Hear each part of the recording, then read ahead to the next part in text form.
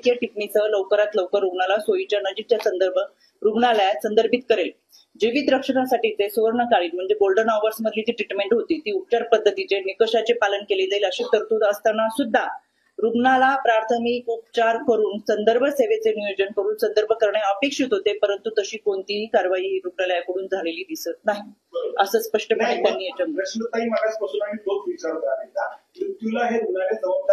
हो जबाबदार आहेत आणि म्हणून मी आता तुम्हाला हो दिनानाथ रुग्णालय हे मृत्यूला जबाबदार आहे. अजूनही बाकीचे 2 अहवाल येणार आहेत. त्या अहवालाच्या समितीचा जो आपल्याला अहवाल येईल त्याच्यामध्ये याच्यापेक्षाही खोलात अजून काही गोष्टी असतील.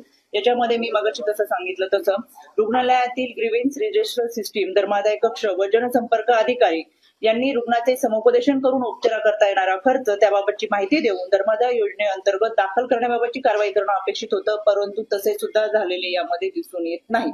याचाच अर्थ याच्यासाठी रुग्णालय जबाबदार. मला तुम्हाला ते सांगा की तुम्हाला अहवाल आता अहवाल 3 अहवाल असणार आहेत.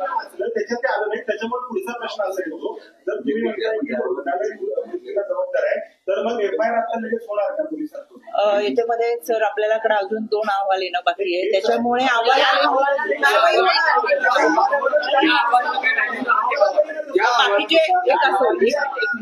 हा राज्य शासनाच्या समितीचा हा अहवाल आहे. याच्यानंतरचा अहवाल आहे ते माता मृत्यू, कारण की याच्यामध्ये माता मृत्यू झालेला आहे. त्याच्यामुळे माता मृत्यू अन्वेषण समिती ही स्वतंत्ररित्या याच्यावरती काम करत असते. त्यांचा अहवाल उद्या सकाळपर्यंत येईल आणि धर्मादाय आयुक्त तिन्ही अहवाल एकत्र आल्यानंतर निश्चितपणाने रुग्णालयावरती कारवाई होणार.